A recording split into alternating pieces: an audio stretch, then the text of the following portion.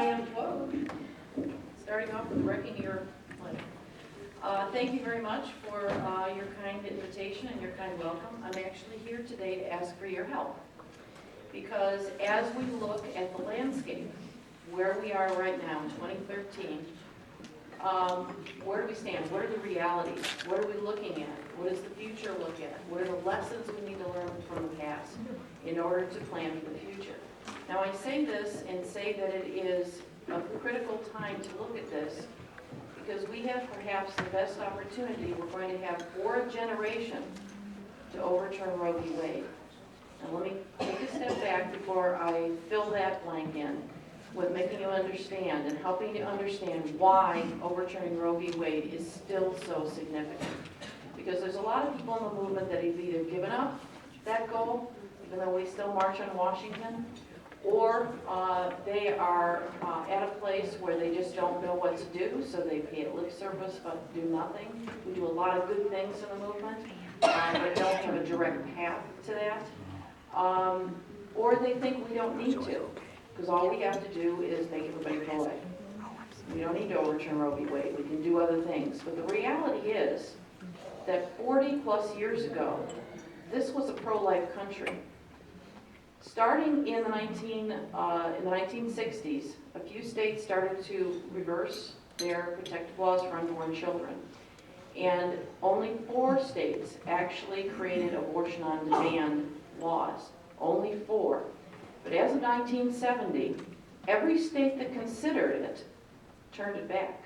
Said, we don't want this. Even New York State, it was one of the first states to pass a law taking away protections, reversed itself. They passed a law that protected unborn children. Now, Nelson Rockefeller was never going to sign the law. But think about it. 16,000 women from Ohio went to New York every year to get abortions. 16,000. We have about 25,000 abortions right now in Ohio. 16,000 went to New York. They knew what it was and they turned it back. Along came the Supreme Court and said, we think it's okay to have an abortion. Women's autonomy, actually they were more interested in doctors' autonomy is the most important thing. Now what has happened in the years since? In the years since, because law is a teacher, abortion has become acceptable. Abortion has become something that, well, we don't like it, but, you know, and I'll talk about some of those philosophical problems in a minute. But it has become something that, look, it must be okay because it's legal, right? We wouldn't have a law that was immoral, would we? Right? And I've heard so many post-abortive women tell me this. Well, you know, I figured if the law said it was okay. So this giant of Roe v. Wade has cursed us, has poisoned us, and continues to poison us. Because right now we're at a place where not only has it become psychologically, emotionally, morally acceptable to kill your unborn children, but it has become something that has touched so many lives. Think about the millions of abortions, and not only the woman, but her family, her father, her friends, all of these people who now buy into this because they feel like, well, you know, I can't say it's wrong because then I would be saying my friend or failure or whatever. So you have this huge group of people out there who have bought into this and feel like they don't have a choice. We have to build a bridge back. We have to build a new coalition. But that's not going to happen without overturning Roe v. Wade. Now, that's not the end of the story, because we know after Roe is overruled, the majority of people in the country will be in states where abortion will still be legal.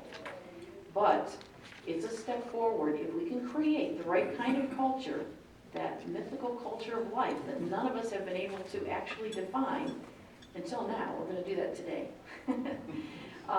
And you're going to help me do that.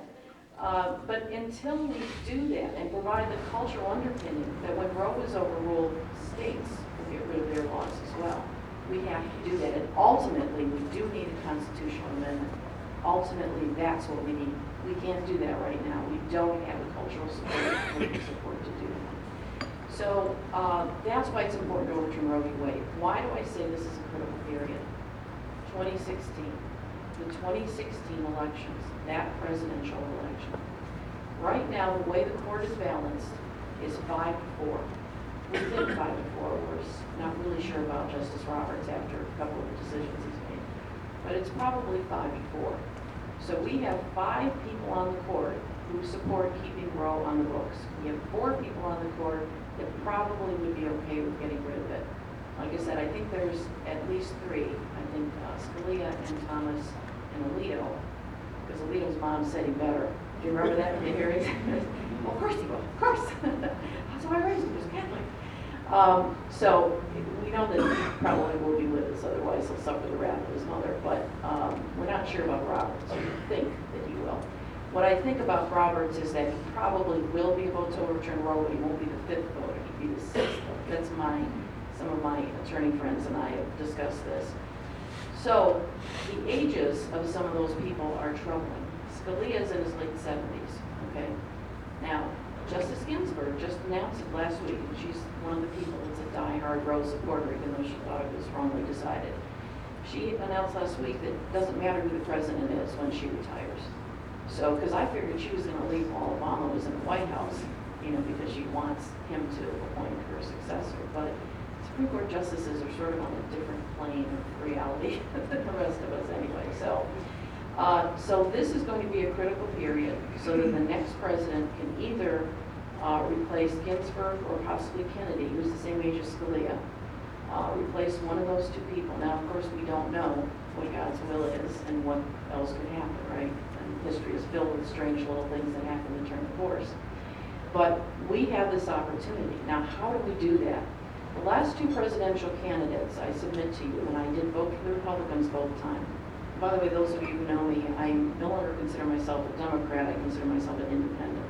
After last year's convention, I can't consider myself a Democrat, but I'm still not a Republican. So at any rate, so what we have to do is get a candidate and provide the cultural support for an overruling decision. The last 2 candidates are extremely weak. We're lucky they thought about abortion twice in their life, seriously. I mean, it just wasn't a big issue to them. But let's say we get, for sake of argument, a Marco Rubio, right, in the White House. Let's say the Republicans take over the Senate, so we're in control of the Judiciary Committee again, which is why Roberts and Alito got on the court. Okay, let's say all of those factors are in place. Would the court overrule Roe v. Wade when the case came along? Well, if Marco Rubio puts somebody good on the court, it's possible they'll do that. But what the court looks at is cultural acceptance of its decisions. They say they don't. But reams of books have been written on the fact that they do. Okay, so they're going to look at whether or not they can get away with doing that, because the court doesn't have an army to enforce its decisions, or an Air Force is on base. They don't have the ability to enforce their decisions. They have to rely on people going along with their decisions. So they're going to look to that very seriously. They don't want what happened when Andrew Jackson decided to ignore the court's decision on Indian reservations in the South. They want to have that support. So we need to provide that cultural foundation for not only the candidate to be with us, not just being pro-life. That's not enough. They have to be anti-Roe. Now, I'm not so much concerned as their being vociferously anti-Roe. George Bush never talked about being anti-Roe, but he chose Alito and Roberts. We have to know, and we have to have the contacts in the presidential campaign to understand this person is going to do the right thing. Because if he's not willing to overturn Roe, I don't think he's going to help us that much. Yeah, he can change some administrative stuff. Those are side issues. The main issue, if we are going to win this war, is to overturn Roe. A little story, quick anecdote from the American Revolution. Nathaniel Greene is my favorite general from the American Revolution. And not just because my grandson's name is Nathaniel. Nathaniel Greene was given the assignment of very few soldiers to go down south and to the southern states and try to calm them down. There were a lot of loyalists down there, a lot of British supporters down there. Nathaniel Greene lost every battle that he fought in the South during the Revolutionary War. But what he succeeded in doing is drawing the British further and further into the continent so So the British had to go and take their goods from, plunder the countryside, which turned all those people who were loyalists against the British, then supported the colonies, which led to the victory at Yorktown, Cornwallis. Now that's where Cornwallis surrendered. I know a lot of people, including myself, don't think the Revolutionary War actually ended there, but that was the trigger for the end of the war. So you can lose a lot of battles, but keep your eyes on the prize. Right. What are you trying to do? What are you trying to accomplish? Keep your eyes on the prize. We have to do that. We have to have a direct line of the steps that we take to that prize of getting rid of Roe v. Wade. Now, how do we do that? That's of course, the next big question. How do we get there? Little details. It's 2013. There are congressional elections next year, and we can start some of this, repelling the war on the women rhetoric, things like that. We need to figure out now. Normally, we wait until a few months before the election, right? We're concerned about who's debating the primary and stuff like that. We need to plan now. What kinds of messaging? What kinds of new programs? What kinds of outreach? What kinds of groundswell? What do we need to be doing to prepare the culture? Because, don't mistake me, I am saying nothing less than that we do have to change the culture. This is a monumental, and sometimes I think I'm nuts for saying this, but we do have to change the culture, and I'll explain as we go. Let's take a look. The first thing I would like to look at, which is human nature. Because when you look at the realities, what are the realities that surround us? Not what we wish. We all live in a pro-life bubble. I'm guilty of that as much as anyone.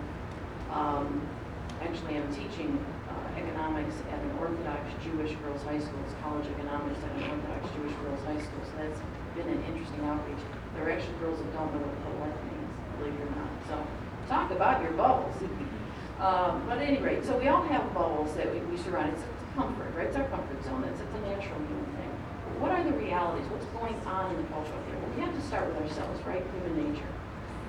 Now, there is something I have no proof of, but I choose to believe, because if I didn't, I couldn't go forward with this. We had a conference, a press conference a few years back in Columbus, and we had a post-abortive woman who was asked by the media person, well, these women are marching in Washington, they say they're right, you say you're right, well, who's right? And she had 4 abortions. And she looked at him, didn't hesitate. Said, one of the best things I've ever heard on pro-life. She said, because God wrote the value of life on every human heart. It's in there. It's in there. How do we get rid of all the garbage and reconnect people with that? But that's what gives me hope, because I believe, and John Paul II, his theology of the body, which I highly recommend to everybody, talks about that as well. What? How did God? That's what's in there. We can't get rid of it. A lot of people like to get rid of what's in there, what God put in there, that among other things. But we have to understand that is a very powerful thing inside of us. There is a natural aversion to killing that we have. And soldiers need to be trained to get used to killing. It's not a natural thing that we want. There is a need for community, and one of the things that we need to promote is this idea. The church word is solidarity, and please correct me afterwards if I'm wrong in any of this stuff, because I have a lot of materials here. Solidarity, it's this sense of community.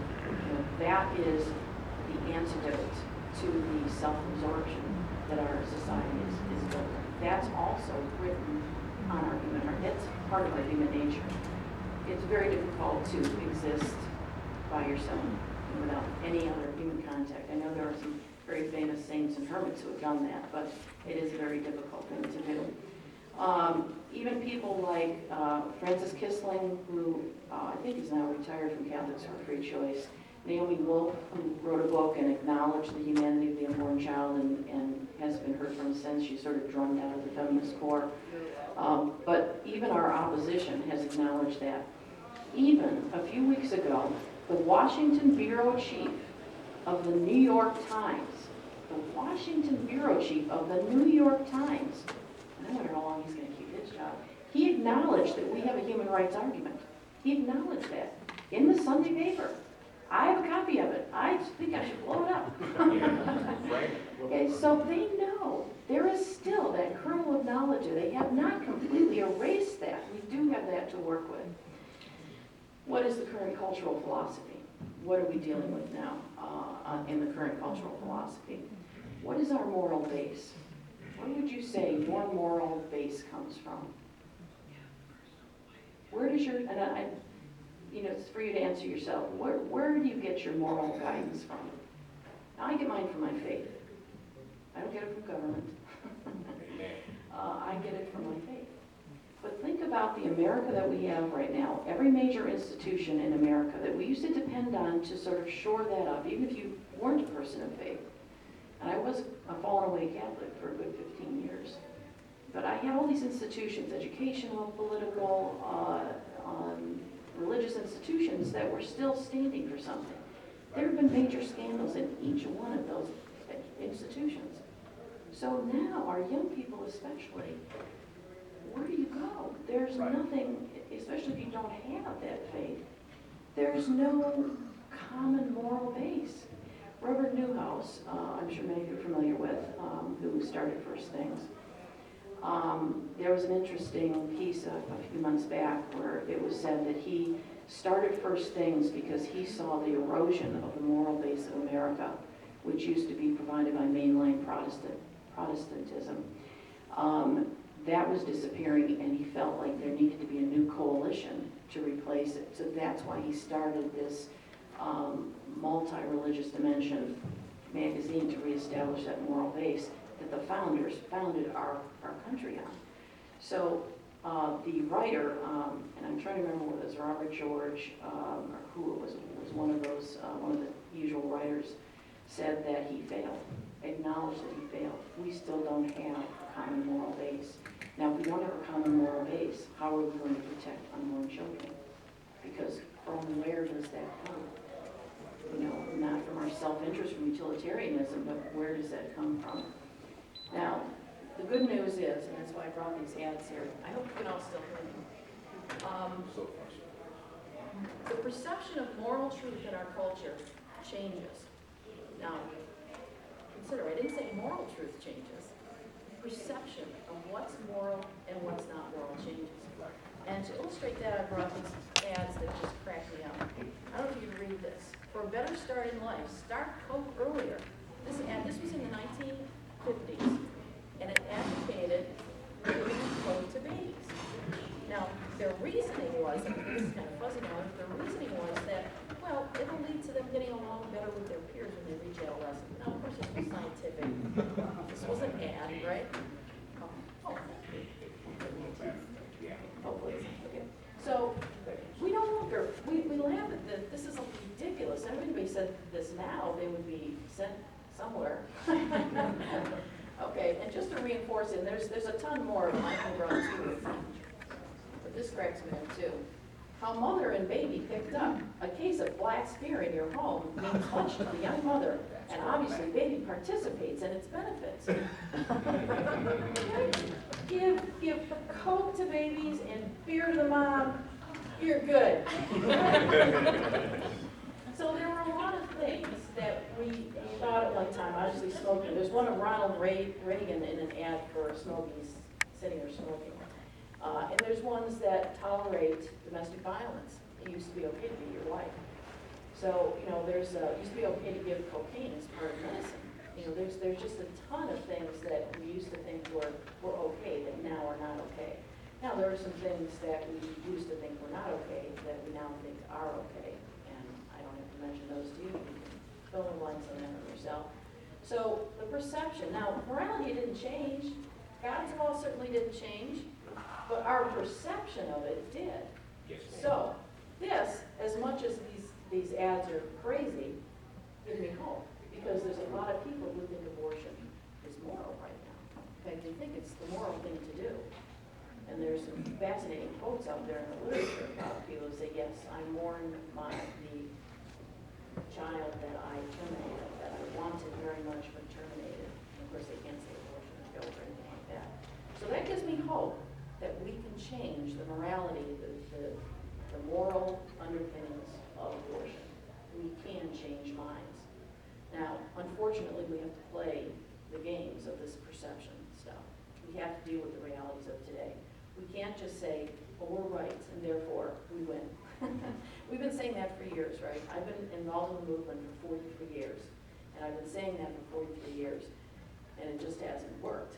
You know, and when I look at people who will go through the long list of how abortion is a horrible thing, but still tell me they think it should be legal, my jaw drops, you know, about 3 miles. It's like, what do I say to them? They know this baby is really, know this baby is affected, and yet they can go ahead and say that, yeah, but a woman should still be able to do it, but I'll get to that in a moment. So, the current cultural philosophy basically is based on what Mario Cuomo, a liberal Democrat, right, called primitive individualism. And I like his term because not only is was he pro-abortion and a liberal, so people listen when they hear Mario Cuomo. You know, if I said Dr. Wilkie, they would say, oh, well, he's whack, I'm not going to listen. If I say Mario Cuomo, and they're going to listen. Now, that's not right that they don't listen to Dr. Wilkie, believe me, but that's the way the real world is. So the primitive individualism that we've all experienced, and sometimes we call it moral relativism, which is a trigger word for people thinking we're all wackos, by the way. And I get that from all my liberal friends in New York City. Don't use that in editorials or anything because that automatically brands you. But I use Mario Cuomo term. Now, interestingly enough, this concept that we are more interested in ourselves than in community, that concept that we have bought into is shared by both liberals and conservatives. I talked about Mario Cuomo. There's a lot of other people that have talked about the excesses of individualism in our culture. So it's one of those bridge things we can bring people together on. Because let's face it, we need to build a new coalition. We can't win with just the people we have now. We need to fill this room 27 times over at least. We need to build that new coalition. We need a way to reach out to people. And one of the ways is talking about this. But that is part of the problem that we have. That's the underlying philosophy right now. There is no absolute truth anymore, right? It's all, we can't judge other people. You know, there's no absolute truth. It's how you interpret. Kate Michelman of Mayoral fame said there's no such thing as facts. It's how we look at facts. You know, same thing with these ads. You know, it's how we look at things. So that's all very important. Now, I also want to talk about our political culture because it's very important. Does this stay on when I put this down? When you think about our founding of America, it's built on 2 principles, life and freedom, right? I mean, pursuit of happiness is really part of freedom. So life and freedom, and they have to be in balance. We have to protect both. The whole response to 9/11 was a response to an attack on life, not on freedom, although we talk about freedom a lot more than life. Almost like you're afraid to talk about life sometimes. People might misinterpret, you know. So you have life and freedom that are in balance. Think of pregnancy. If a woman wants complete freedom over her body, you have to allow her to get the abortion, right? But we're also protecting life. So these two are in conflict in a very unique way in a pregnancy, which is what brings us to our major problem that we have today because people want to preserve that woman's freedom. And they're putting the leg separate, and I'll talk about one of these in a minute. So you have this clash. Now, I think the answer to that is that it's not a matter, freedom is being misinterpreted. It's not a matter of choice. Our freedom in our political world was not just doing what you wanted to do, being free to do whatever. My 8-year-old grandson thinks it should be, but you know. But it is not that kind of freedom. It is the freedom to do the right thing. It is the freedom to do what's in the best interest of the community, not just you. That's the freedom that America was founded on, not this concept of choice, of individual decision making. So, but we have to deal with the reality of a lot of people misinterpreting right now. Now, the attitudes that we have toward unborn children are very important as well. Outside of the context of abortion, unborn children are protected. There's a lot of literature, there's a lot of legal research that shows all the ways in which unborn children are protected as long as an abortion is not involved. What it comes down to is not so much the facts of unborn life as it is the moral significance we attribute to those facts. And that's a connection we haven't made yet. There are, I divide the people who oppose us into three categories. One is, the first category are those who believe in a woman's autonomy no matter what. And I have read countless law review articles and all sorts of, I read a lot of abortion supporter stuff, just so I can see the opposition. It's one of Sun Tzu's directives is know thy enemy. But when you look at these folks, they'll acknowledge unborn children. They'll acknowledge biology, they'll acknowledge reality. There's a center at Harvard for studying the significance of unborn children. Did you know that? Isn't it incredible? And you find that all over the literature, all over the foundations and study groups. These people acknowledge that there is a human being there, but it's not enough. It's not enough. A woman's autonomy for them is always going to trump the child. Now, there is a group within that has compassion for that child and is uncomfortable with that position, but in the end, they still come down to the woman's autonomy has to bring something. So that's the first group. They acknowledge the humanity. And I can't say that enough because it still blows my mind. The fact that they acknowledge the humanity, they will talk about all of the characteristics of a three-born child. There is another group, the second group, that basically takes a look at pregnancy and says, okay, somewhere along the way, this child acquires moral significance and therefore should have legal protection. Usually sometime around the second trimester. And we hear a lot of that now, right? We should allow early abortions and, ban the late-term ones. So there is that group that somehow, they look at it as, Professor Richardson from Valparaiso has compared it to a car on an assembly line. You don't really consider it a car when you first start building, right? You have the materials all there and everything, but it's not really a car. Somewhere along the way, maybe it's a car, but it's really a car when it rolls off the assembly line or whatever they use, and I don't know what they use now. Whatever they use, that's when it's a car. And people feel the same way about children. It's not that child's a human being, it's just a very earlier stage. It's that the child is not quite morally significant yet. And then there's a third group that I have no clue how to reach. Those that have truly bought into the primitive individualism, because I do think it goes back to a very primitive time, survival and something like primitive individualism, that there are no moral truths, there can be no moral truths, I'm going to do whatever I want, and we see a lot of that. So how you reinstill morality in those people when it's been abandoned by our culture, I don't know. But that's what you have right now. And in addition, the other cultural factor we have is polarization. We have extreme polarization in our culture right now, not just political, but in general. And there's also economic polarization. We've shown people are sort of, one of the reasons that we have these districts is not just gerrymandering, but it's people moving to be around people who are like-minded. So, okay, economic factors I want to go through real briefly. Abortion is a business. We have to take that into account. There's money involved, so that's something that is significant. The abortionists, as well as the abortion supporter movement, has to keep demand up. I once challenged the NARAL person in Ohio to do a joint conference on how to reduce the numbers of abortions, because they keep talking about contraception, right? Oh, no, we can't make it seem like abortion's bad. Else, you gotta have fun where you can, right? I knew that was gonna happen, but I was distant. Okay. Cost of raising a child. 73% of the women who have abortions say economics plays a factor. So that's very significant. We know that single-parent households are increasing significantly. And the latest research from Pew says that women who are mothers, whether they're single parents or not, have most of the financial responsibility and most of the household, which is, that's an incredible amount of pressure. It's also less of a need for children in our economy. When you have farms, right, you need a lot of kids, a lot of kids to work the farm. In our current culture, there's not a need for children. Children often are considered more of a burden than they are a blessing. So we have that as well.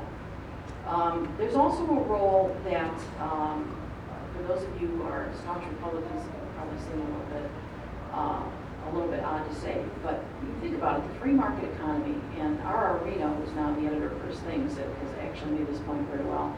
You have a free market economy, that sort of encouraged this notion of choice, right? It makes choice a cultural value, at least an economic cultural value, because that's what we're trying to build in our economy, so we can all make decisions, right, on our own. So that plays a role as well. Okay, women and families. It's interesting when you think about the way it originally started. Mary Ann Glendon came up with this. She called it the demographic dirty trick. 1946 to 1949, there were 21% more girls than boys born in this country. 21% more. Now think about it. You got a culture that was built around women getting married, having kids, staying home. All of a sudden, you had a huge number who couldn't do that, right? So they needed to make a place for themselves in the workplace. Well, there were all sorts of laws, all sorts of discrimination. That's what started the feminist movement. So I'm saying sometimes these little things that happen in history make a change that, you know, we have no control over. We don't know what's coming.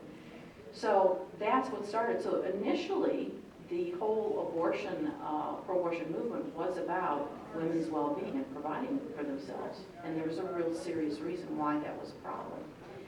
Now, of course, we don't have that problem. And although, of course, if there are still problems out there with pregnancy discrimination, I'm not here to tell you that, you know, it's wonderful for pregnant women in the workplace. But we have a lot more protective laws than we used to have. It's a lot better. I mean, there even are all sorts of ads of women who are proud to, you know, be newscasters and be pregnant and, you know, all of these. So pregnancy is celebrated in some ways in the workplace. Very quickly, there is also a difference depending on your socioeconomic status, and this is one of the things that we need to pay attention to. If you are a lower socioeconomic status, and as you know, we are separating more, the middle class is in the process of disappearing, we're separating more. For a woman in the lower socioeconomic class, it's all about finances. Higher socioeconomic class, it's all about her autonomy and doing what she wants in the workplace. I'm sure that you've heard all of these books and stories about, in the newspapers, about the work-life balance for both men and women. And that's a real issue, and that plays into this as well. Okay, so we have to realize that is one of the things that we do need to pay attention to. Okay, the next thing I wanted to talk about briefly is children. It may surprise you to know that you are most at risk. In fact, you are 10 times more at risk of getting murdered as a newborn than at any other time in your life. That's how much we think of kids. Now, when you look at all the other statistics regarding children, and I'm talking about postnatal children, excessive amounts of child abuse. There's huge amounts of child abuse that's still out there. Remember, Roe was supposed to take care of that? Remember? Because you know, we were going to get rid of all the unwanted children, so you wouldn't need child abuse protection anymore. If you kill a child, you're much more likely to get a much more lenient sentence than if you kill an adult. Again, that's the two ways we look at it. There's actually a whole new field called childism, talks about prejudice. Child poverty is still very, very, very high. Our infant mortality is worsening according to the latest statistics. So the point I'm trying to make with this is that we don't like children prenatal or postnatal. And so this whole attitude about children in general and valuing children within a family is not just unborn children, but it contributed to our willingness to write them off, because we do write off children in so many ways. And when you look at the statistics, it's appalling. It's absolutely appalling. There's also the problem of religious affiliation, and I'm sure that you've all looked at this as well. Part of the problem is that there's a serious decline of religious affiliation, so fewer and fewer people have that as a moral base. We also have to look at things like chemical abortions and some of the new medical changes. I'm not going to say advances, but the new medical changes. 60% of abortions in Scotland are chemical abortions. I think it's something like 20% in Ohio right now. I could be wrong on that. New statistics are due out in a few weeks. That's early on. And I haven't, and I'm not going to have time to address public opinion. Most people are opposed to later term abortions, but there is a majority of Americans in favor of keeping abortion legal very early on. So that issue could be taken away from us completely because, you know, it's chemical abortions. That's another thing to keep in mind. Okay, what is the new vision for America? And I know I only have a couple minutes left. We do need to build this culture of life. The liberals, by the way, don't call it culture of life, but they have the same concept. It's called the abundant community. It's the same concept, but nobody has really defined it. I get the abundant community emails all the time.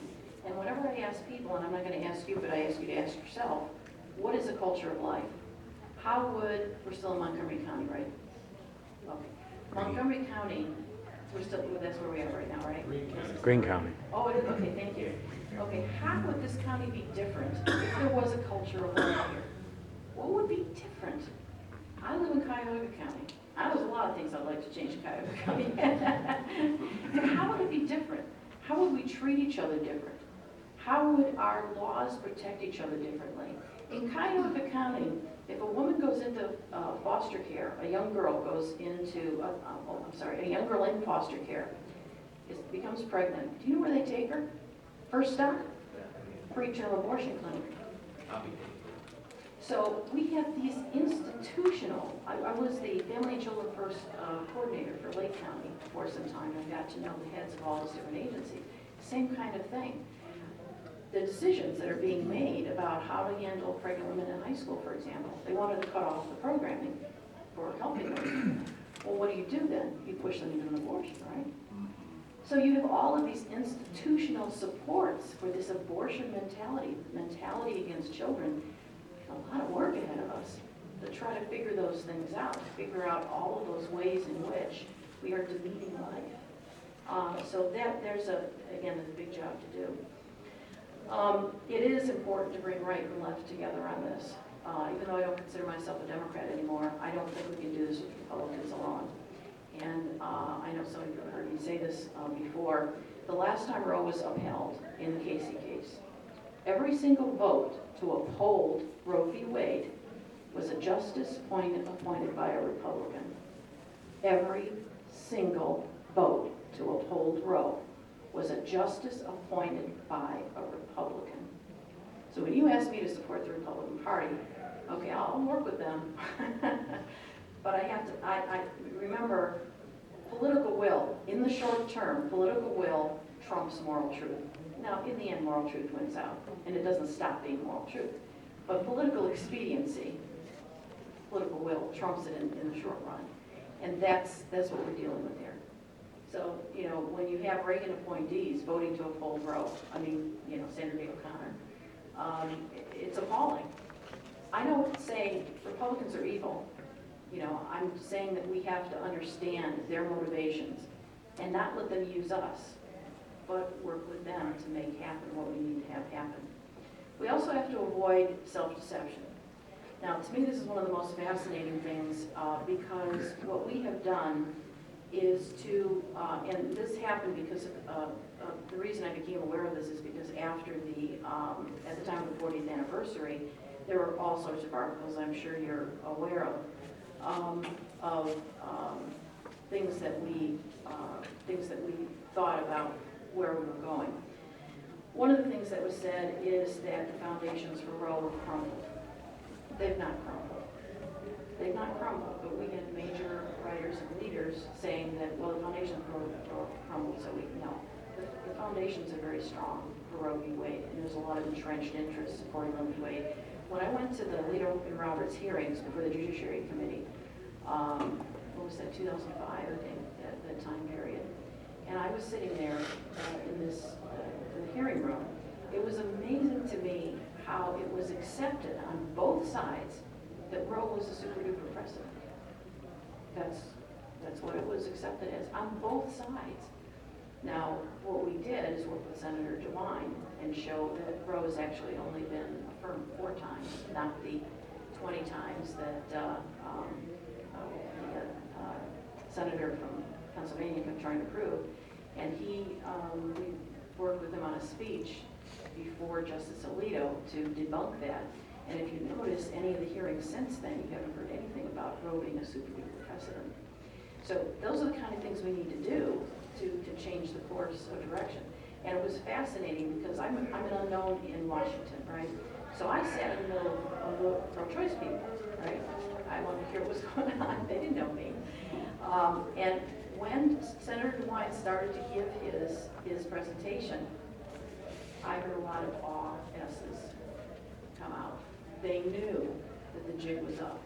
They had this whole thing, they were going to further entrench Roe. They were going to convince everybody it was unassailable. It was like the Brown Board of Education, right? Marbury versus Madison, that's the group they wanted to put it in. And then Senator DeWine gave up and stood up and gave his talk. Well, actually he was sitting, but he gave his talk, and they realized the jig was up. And Alito actually changed his answers later on in the conversation when he realized, okay, I can't use the really settled law business anymore, So it's fascinating when you think about that, but that's the kind of entrenchment Roe has in our culture that even good pro-life Republicans were sold on this. Brownback was on the committee then. There's also a statement that was in First Things, that was in Life, the Life Review, about, and this was a writer for the Washington Post, who's also very pro-life and wrote this, and he said, all we have to do is to be faithful to Christ's mandate and let the tactics develop on their own. Well, I can't tell you how much I disagree with that. And I disagree with that because God gave us brains for a reason.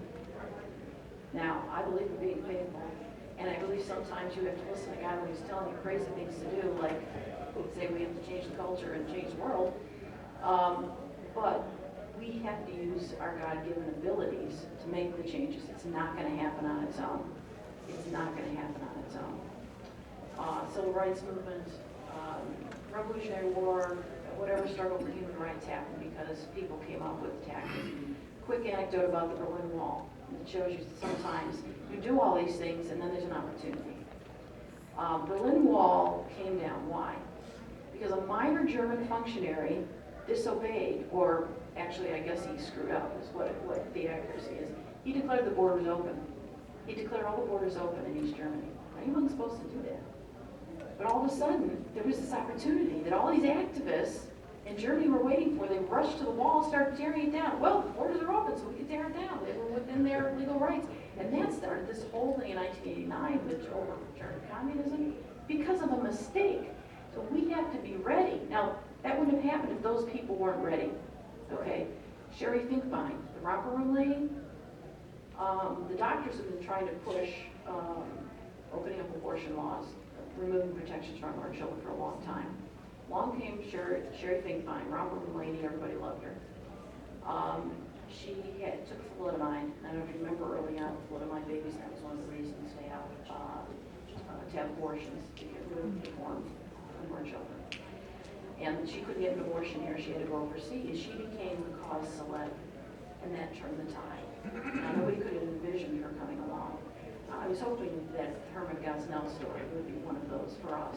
But those are the kinds of things that we're going to need to reach a large public who really doesn't want to read. They may read ads, but they really don't want to read. They don't really, they don't want to do a lot of heavy thinking, right?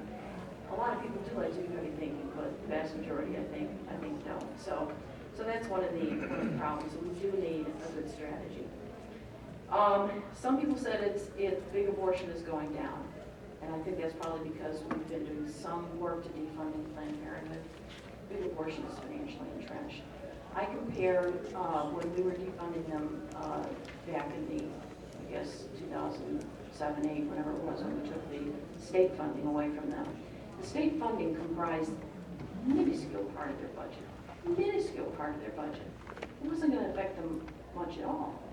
Now, why were they concerned? Why did they put up a fight? Because government funding meant government endorsement, government support. That's why they were fighting this. So it's not going down. They have plenty of money. One speaker said a number of years ago, which I thought was very good, we expend money in the pro-life movement.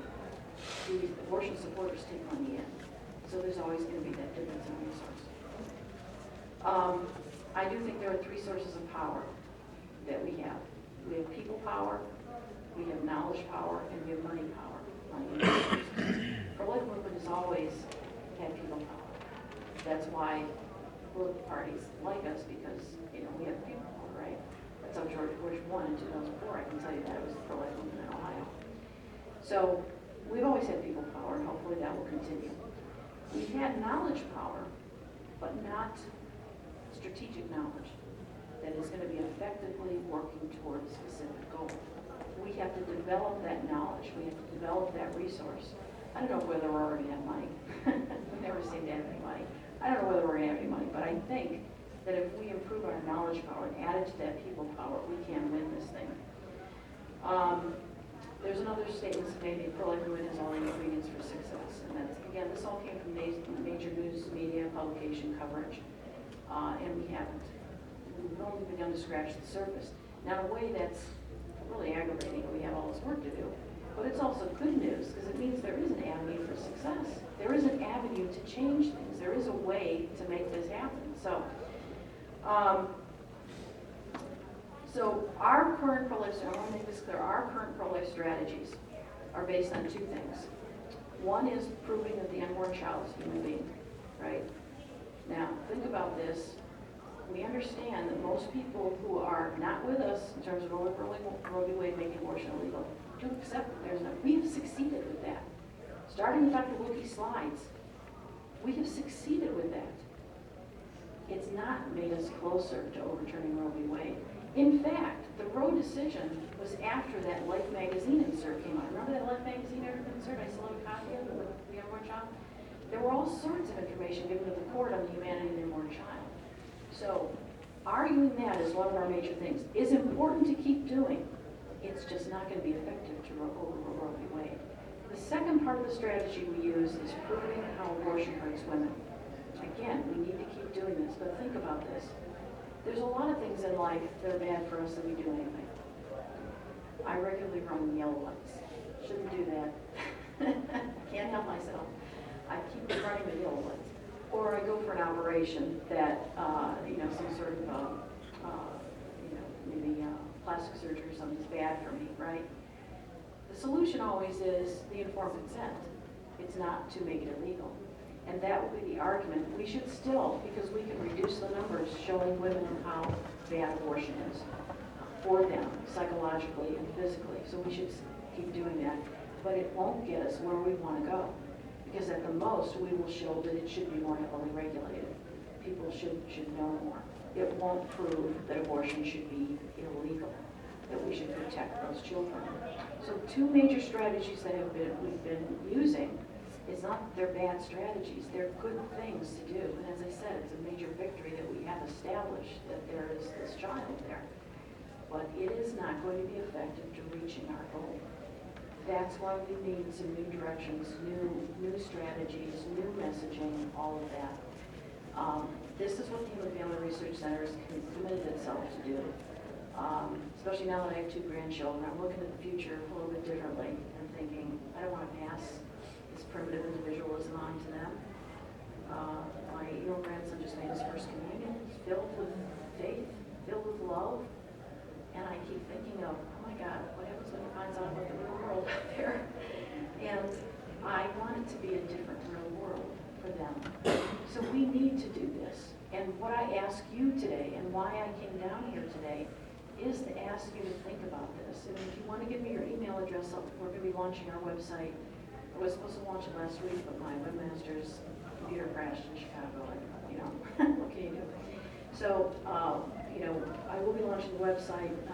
If you want to give me your email address, I will keep you informed of what we're doing. I would love to have your input, because this is not just something, and I do have an advisory board of professors and marketing people and those kind of folks, but it's not just one person's strategy. It has to be in the minds of many. We have to learn from our history. We have to learn from what we're doing right now, what our friends and family are doing. So I would welcome your input. It's important. We're going to have probably a very small conference early next year in Chicago to discuss what the strategy should be and raise money for it. Hopefully you can rub off on next year's congressional elections, but definitely be ready to provide that foundation for Richard Rowe by the time of the next presidential election. So that's the specific goal that I have. And the accountability will be this row overturned. And I'd like to see it overturned in my lifetime. And I'm sure all of you would as well. So thank you very much for your kind attention, and I look forward to talking to you.